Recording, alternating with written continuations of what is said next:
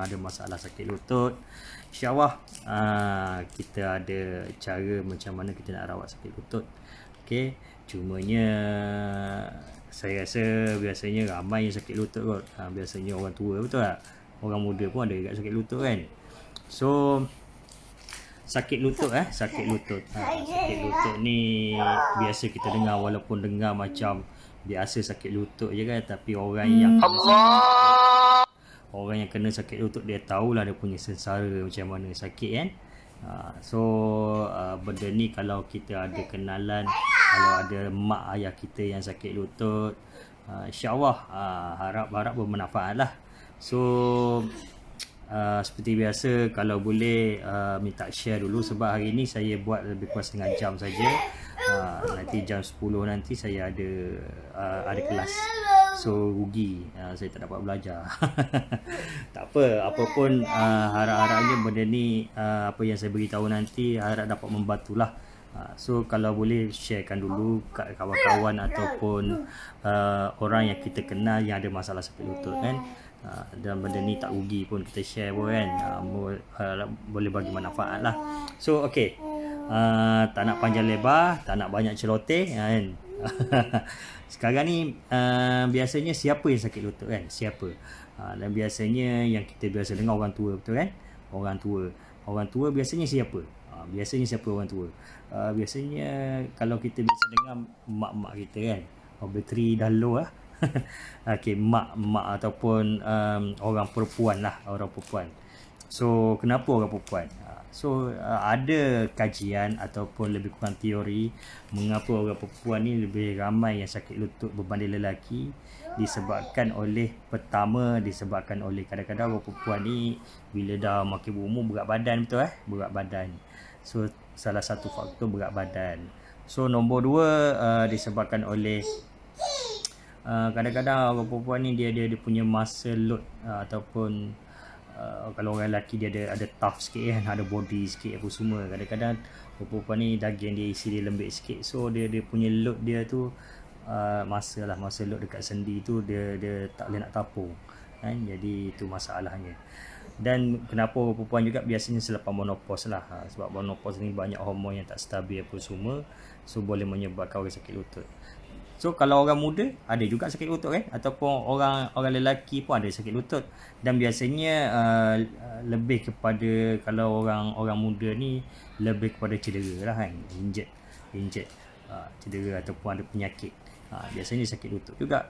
Okey, sebenarnya sendi lutut ni dia sangat kompleks dia biasanya terbahagi kepada dua lah. Bagi pada dua. Yang pertama disebabkan sakit lutut ni disebabkan oleh dinamakan masalah penyakit rawan lutut. Yang kedua disebabkan oleh ligamen lutut. So rawan ni siapa? Ligamen macam mana? Okey, sekarang ni kenapa orang sakit lutut? Sebab dia sebenarnya ada kaitan dengan pembentukan dan pemulihan lutut tu, tulang rawan tu. Jadi dia ada masalah. Okey, ada masalah pembentukan. Biasanya bila dah berumur ni dia ada masalah. Biasanya sebab lutut ni gel ni dia kurang, jadi dia tak menambah. Itu masalah pembentukan dan pembaikan. Okey, dia ada kaitan. Itu punca sakit lutut. Kalau kata kita ni dia punya penghasilan bukan pelincir lah, senang. Pelincir kita bagus, kita tak sakit lutut lah. Ni kalau penghasilan pelincir tu tak bagus, jadi ada masalah sakit lutut. Itu menunjukkan kenapa boleh jadi sakit lutut, disebabkan oleh pembentukan dan pembaikian, repair.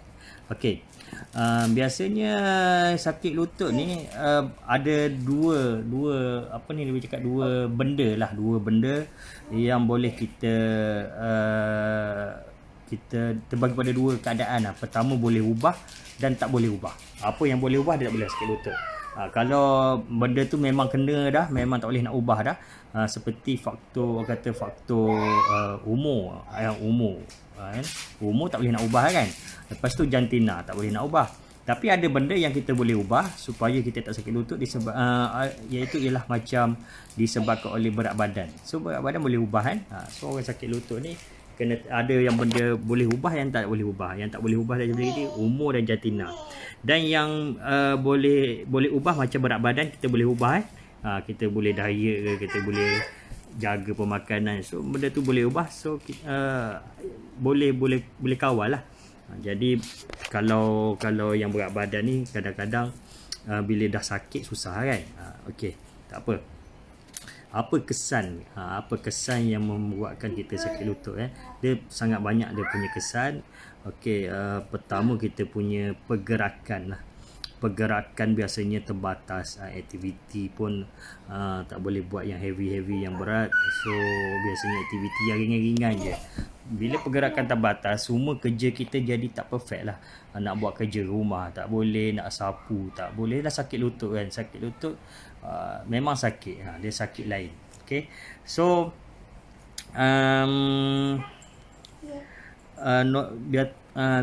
selain tu dia punya kesan dia juga, biasanya orang sakit lutut ni terpaksa lah bertongkat, lepas tu kena bantuan kursi roda kan. Kursi roda, kena minta bantuan anak-anak. Lepas tu dan juga sangat stres. Dia sebenarnya sangat stres.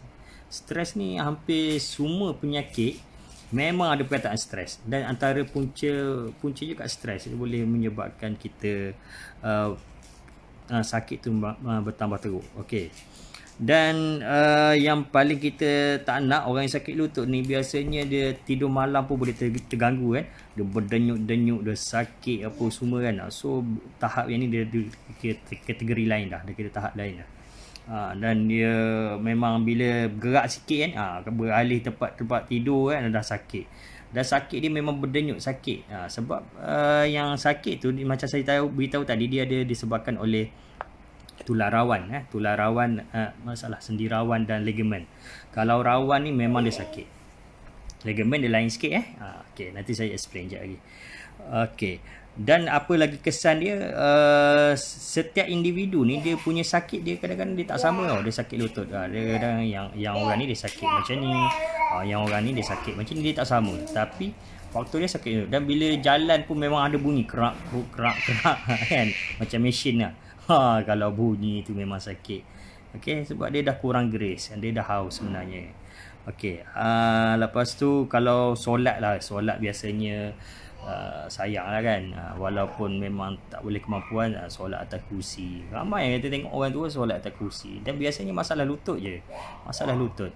Dan kalau lutut tu okey, boleh solat sempurna dah bagus kan. Kalau boleh lah kita nak solat pun sempurna kan, biarlah kata perfect apa semua. Tapi kalau tak boleh nak buat, tak boleh cakap apa juga kan. Tapi kalau ada rawatan yang membolehkan lutut tu elok balik, alhamdulillah lah kan. So biasanya orang sakit lutut ni dia tak boleh nak mencangkung, duduk pun memang yelah, nak bersila pun tak boleh, bersipuh pun tak boleh, dan memang sakit, dia tak boleh nak lipat. Jadi dia sebenarnya dia ada banyak punca, ataupun saya akan bagi 5 punca utama kenapa dia sakit lutut kan. Okay, dah share belum? Kalau boleh sharekan dulu kan. Sebab ringkas saya nak beritahu ini, tak nak panjang lebar. Sebab saya beritahu tadi saya ada kelas jam 10. Paling lama pun memang saya ada lebih kurang 15 minit lagi. Okay, so kau boleh sharekan lah, mana tahu satu hari nanti kita sakit lutut kan. Lepas tu macam mana nak buat macam mana nak rawat kan, apa punca kan. Kalau kita kena tahu, sebab benda ni kita akan melalui. Sebab biasanya kita akan melalui benda ni. Sekarang mungkin kita okey kan, kita muda lagi, kita sihat, kita kuat lagi. Satu hari nanti kalau sakit, kadang-kadang apa yang saya cakap ni ingat balik. Kita akan cuba cari. Bila orang yang sakit ni, dia sebenarnya dia sangat desperate, sangat tertekan, sangat terdesak. Dia kalau orang bagi apa pun dia nak cuba. Tapi janganlah sampai kita cuba benda yang tak ada efek. Kita kalau boleh, kita nak cuba benda tu dah terbukti, yang benda tu dah ada testimoni, benda tu dah memang ramai orang buat, dan kalau boleh kita nak sembuh kan. Kalau boleh nak sembuh, kalau tak boleh sembuh pun sekurangnya kalau kita tak nak menyusahkan anak-anak satu hari nanti kan, orang lain, supaya nak kena tolak kereta apa semua, nak mandi pun susah kan. Jadi kita tak nak sampai ke tahap macam tu. So kalau boleh sharekan kepada orang lain. Kadang-kadang kita boleh share untuk wall kita sendiri kan. Kadang-kadang orang tengok betul lah dia ada masalah lutut, kadang-kadang dia dengar, dan benda ni kalau dia amal, insyaAllah boleh sembuh sebenarnya sakit lutut. Okey, sekarang ni kita masuk pada punca sakit lutut. Punca-punca sakit lutut. Yang pertama tadi saya dah sebut, biasanya faktor umur lah. Faktor umur ni biasanya umur berapa? Biasanya faktor umur ni 40 ataupun 50 ke atas. 40, 50 dah mula masuk fasa dah sakit lutut kan. Jadi dia biasanya ini yang saya beritahu tadi, dia ada sendi yang kompleks. Yang pertama saya sebut rawan, yang kedua disebabkan ligamen. Dan biasanya yang rawan ni dia sebenarnya sendi tu dia sendi rawan tu dia house, dia wear and tear. Wear and tear, bukan alat saja kat rumah perkakas. So lutut pun dia wear and tear, dia dah longgar, dia dah house, dia dah nipis. Jadi sebab itulah dia senang bergesel. Dan biasanya dia kekurangan cecair, minyak apa tu, minyak cecair. Dia ada cecair dia macam minyak pelincir lah. Kalau minyak pelincir kita kurang, lepas tu sendi pula haus, memanglah sakit. Sebab itulah biasanya terjadi kepada orang-orang tua terjadi kepada orang-orang tua, dan biasanya kepada yang perempuan lah. Orang perempuan, orang lelaki pun tak dikecuali kan, memang ada. Jadi faktor umur, nombor satu punca dia faktor umur. Memang tak boleh nak elak. Sebab apa? Sebab dia punya pembentukan atau pembaik pulihan dia tu dah punya masalah. Sebab sepatutnya kita punya cecair ni sentiasa keluar, sentiasa full. Minyak sentiasa full. Jadi disebabkan tak terjadi, maksudnya kita punya sel salah satu dia tak generate kita punya cecair dan menyebabkan ada masalah. Okey. Dan biasanya dia bergesel lah, bila berjalan dia bergerak, dia wear and tear, memang sakit. Macam tulang bertemu tulang, macam mana dia laga kan, memang sakit. Sebab itulah kadang-kadang sekarang kita tak kena, satu hari nanti kalau kita tak jaga pun kita akan kena kan. So biasanya solat atas kursi lah tu kan, nak kerja semua terbatas, aktiviti semua terbatas, memang sangat-sangat masalah. Okey, so tu punca sakit lutut yang nombor satu. Saya nak bagi 5 saja punca. Dia banyak sebab punca, tapi tu nombor satu. Nombor 2, faktor obes, berat badan. So berat badan bila berlebihan, bila kita banyak berdiri, jadi dekat lutut dia nak tapung berat badan. Kaki kecil, badan besar kan. Jadi dia overweight, jadi sangat terbeban dan boleh menyebabkan sakit lutut. Senang sakit lutut. So berat badannya dia tu kena pandai-pandai lah. Dia kena ukur dengan tinggi, dengan berat kan. So saya pun berat badan rasa lari juga, obes juga kot saya sendiri pun. Tapi tak ada masalah sakit lutut lah, alhamdulillah. Sebab kita tahu cara macam mana kita nak banyakkan, nak kuatkan tulang. Sebab dia ada, nanti saya beritahu pemakanan macam mana kita nak kuatkan tulang secara semula jadi. Satu saja. Kita nak bagi tahu satu saja pemakanan yang sangat bagus yang ada kat rumah yang boleh kuatkan tulang kita. Sekejap lagi saya beritahu. Okey.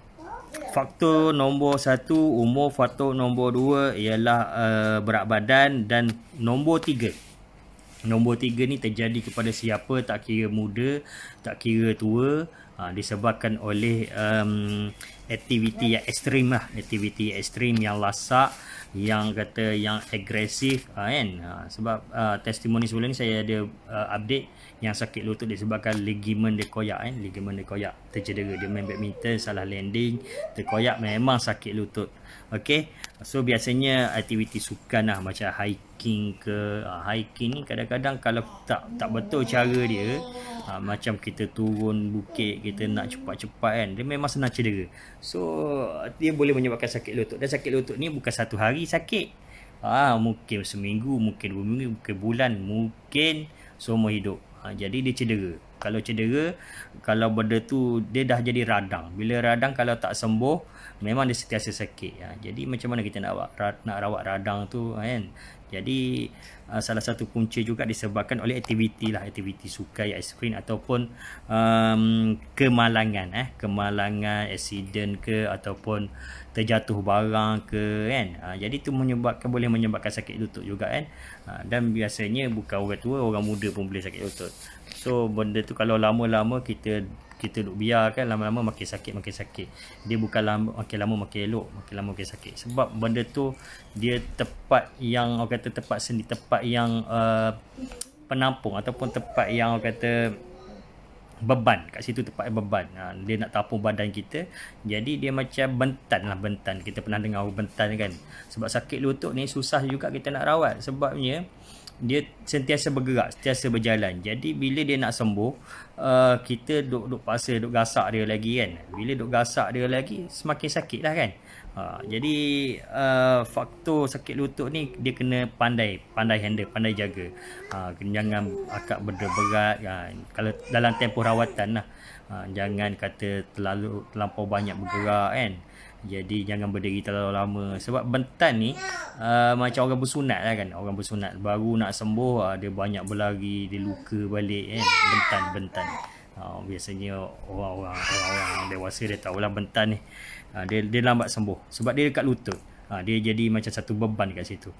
Jadi tak boleh lah. Sebab kalau kita nak berjalan, memang terpaksa jalan. Takkan nak duduk diam kan. Jadi benda tak boleh nak elak. Terpaksa lah.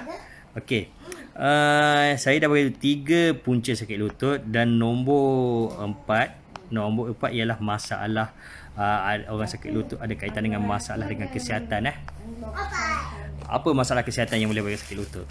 Setahu saya ada 2 ataupun mungkin lebih.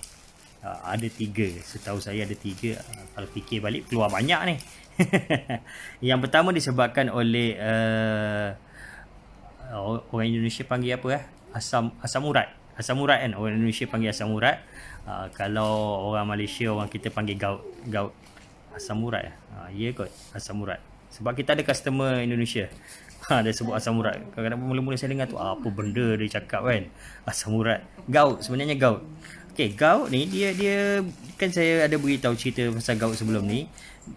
Maksudnya uric acid tu dia dah jadi kristal, dia dah mula berkumpul di kawasan sendi-sendi kan. Jadi biasanya jari kaki dulu, lepas tu dia naik ke lutut.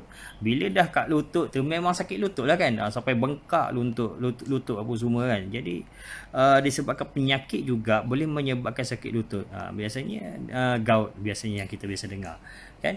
Jadi ada juga penyakit lain seperti cirrhosis yang orang kata sakit kulit yang kronik. Kadang-kadang kronik kita tak boleh nak sebut kan. Benda tu sensitif. Penyakit kulit yang serius. Jadi kulit dia sentiasa bersalin, dia keluar banyak kulit dan sampai bilik dia berdebu. Saya ada 3 orang customer cirrhosis, pergi kat rumah dia memang berdebu rumah dia dengan kulit-kulit dia. Kalau sapu tu memang penuh kulit-kulit dia. Memang kesian lah.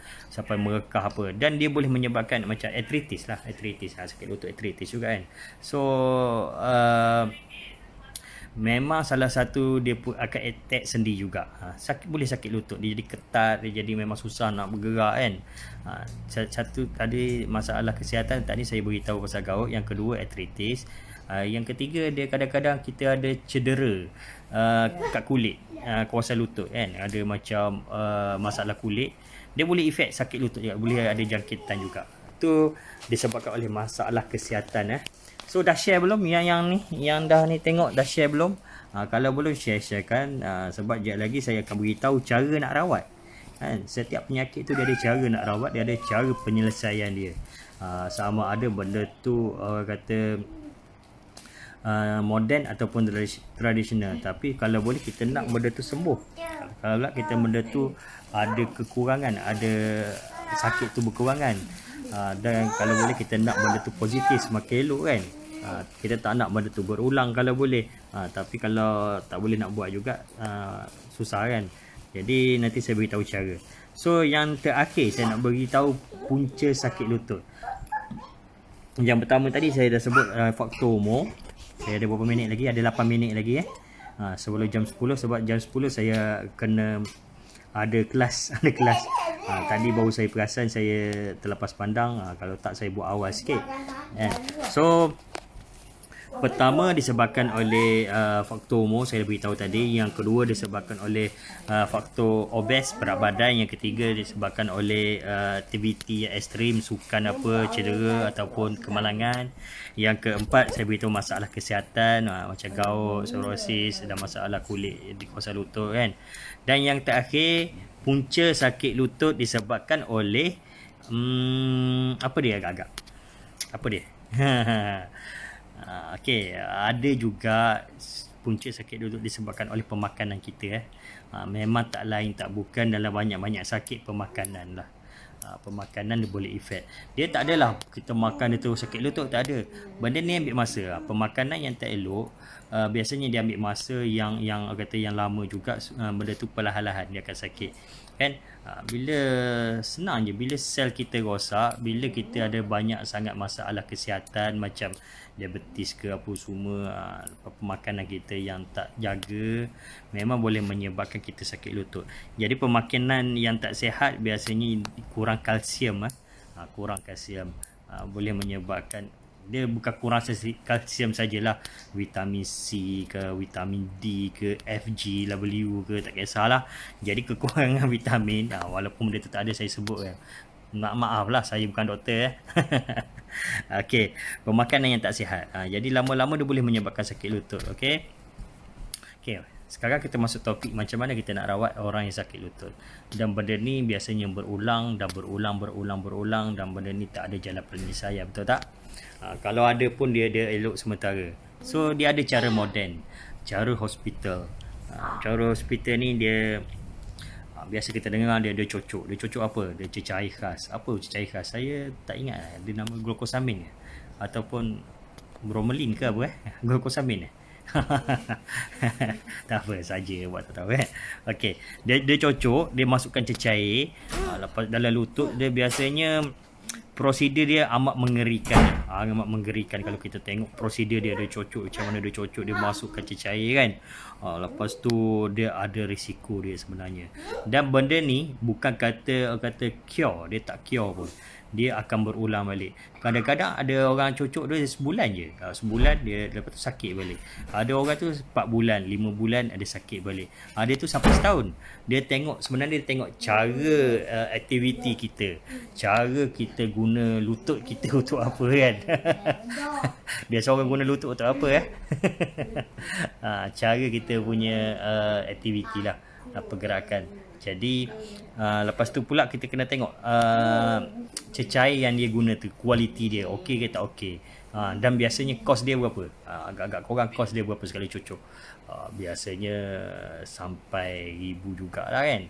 Ada yang paling murah pun tak tahu, bahawa alamnya yang saya dengar ada RM600, 600 hingga 2000 macam tu lah. So dia tengok kualiti sebenarnya, kualiti dia cecair. Dan benda tu dia akan berulang balik. Dan cara yang kedua, kalau orang yang tua ni, dia kalau wear and tear ni, yang ni dia kena operate lah. Dia kena operate, dia kena potong tulang sendi rawan tu kan, sendi rawan yang house tu bergeser tu. Dia masukkan titanium ke krom ke besi, kita panggil besi lah senang kan. Besi atas dengan bawah dia cantum, dia screw balik. So dia masuk besi. Dan benda tu sebenarnya memang ada risiko, dan kalau bernasib baik benda tu akan lebih baik dari sebelumnya lah kan. Tu cara hospital buat, dia terpaksa potong dan dia masukkan besi lah kan, masuk besi.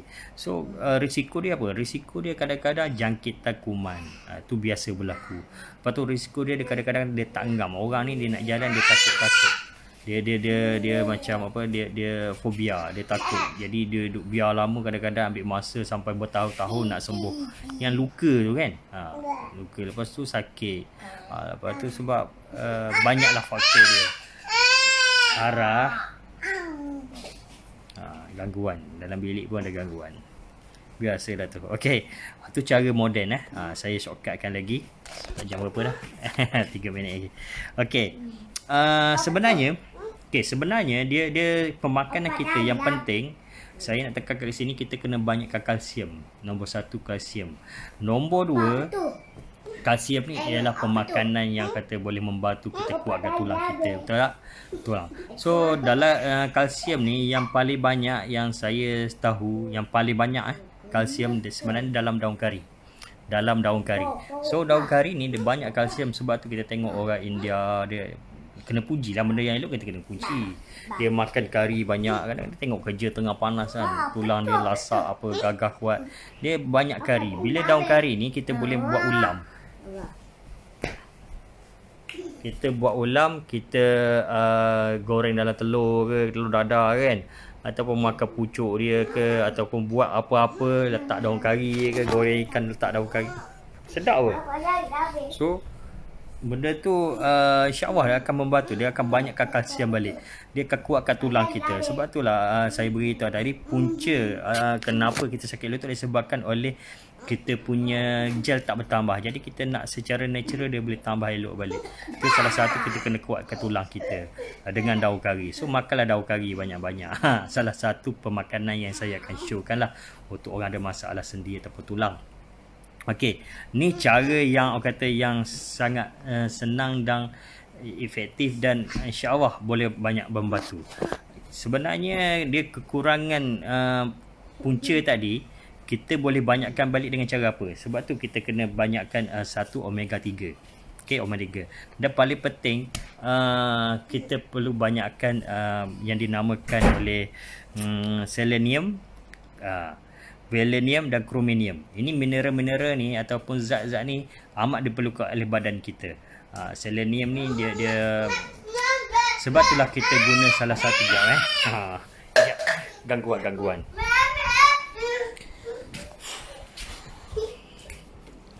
Okey. Kena buka pintu ke budak kecil ya. Okey, dalam kami punya rawatan, kita kena banyakkan selenium, valine dan chromium. Okey, benda ni mineral-mineral ni sebenarnya banyak terdapat dalam contoh kalau dulu dia ikan yu, siri ikan yu. Sebab kenapa ikan yu dia kan yang dicocok dulu, dia sebenarnya dia guna ikan yu punya sirip tau. Yang tu yang saya tahulah. Jadi bila ikan yu ni dia duduk dasar laut, maksudnya dia punya dia boleh pergi ke dasar laut. Maksudnya dia punya density, ketahanan dia dalam laut, dalam tekanan dia boleh bertahan. Bila boleh bertahan, dia punya antibody ataupun selenium dia tinggi. Jadi dia boleh tekanan dia tinggi. Sorry, saya sebab nak rushing jadi tersasul sikit malam ni. Maafkan saya, kita budak baru belajar. Okey, bila ikan yu ni di dasar laut, dia punya tekanan density dia boleh bertahan.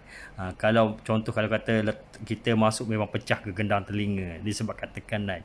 Jadi khasiat dalam ikan yu tu, terutama selenium tu, dia boleh menyebabkan ketahanan zat dia tu masuk dalam badan kita dan boleh merawat kita punya macam sendi-sendi apa semua yang saya sebutkan tadi lah, selenium, valine dan chromium. So sebenarnya salah satu lagi yang paling banyak ialah gamat. Jadi gamat sea cucumber ni dia boleh duduk dasar laut juga, dan ketahanan dia kita pernah bukan saintis lah, pernah test laut dalam sampai beribu meter kita punya laut tak sampai 1 kilometer, 1000 meter kot. Laut Hindi sana memang sampai lah. Jadi bila dia test, dia rendam gamat ni, salah satu gamat yang antara paling mahal, dia boleh bertahan, dia tak mati laut dalam. Maksudnya ketahanan diri dia bila masuk dalam badan kita pun akan jadi kuat kita punya antibody. So cara rawatan dia kita kena banyakkan yang saya beritahu tadi lah, selenium, valine dan chromium, dan banyak terdapat dalam kita punya gamat. Bukan setakat gamat saja, sebab kita ada probiotik dan juga daripada madu yang telah difermentasi. Jadi untuk rawat lutut, biasanya kesan dia seawal 30 minit kita boleh nampak beza dah. Dan semakin hari semakin elok, InsyaAllah dah banyak dapat membantu. So kalau ada kita punya mak ataupun saudara mara yang ada masalah lutut, cubalah ikhtiar. Lepas ni saya akan, sebenarnya sebelum ni saya dah ada update testimoni berkenaan sakit lutut, dan sebenarnya banyak sangat. Nanti saya upload lagi testimoni yang orang sakit lutut, insyaAllah boleh membantu. So cara paling senang memang kita rawat, sebab kita kalau boleh tak nak operate kan. Operate adalah kos mahal, lepas tu pula benda tu dia akan berulang balik lah, dengan wallahu alam lah. Tapi apa daripada pengalaman yang saya jumpa, kebanyakan dia kata dia sakit balik kan. Bila dah habis dia punya grace, bila grace dah habis, macam mana pun pakai besi ke titanium ke Iron Man ke, kalau grace dah habis, kita tak galakkan grace tu keluar balik secara natural, dia akan sakit balik. Tu secara logiknya. Dan kalau kita berjaya rawat supaya gel tu boleh keluar balik, gel tu apa glucosamine lah kan. Salah satu yang cocok kan. Dia banyak daripada saya beritahu tadi lah, mineral-mineral yang 3 tadi. So dia akan hasilkan balik cecair tu, insyaAllah secara natural.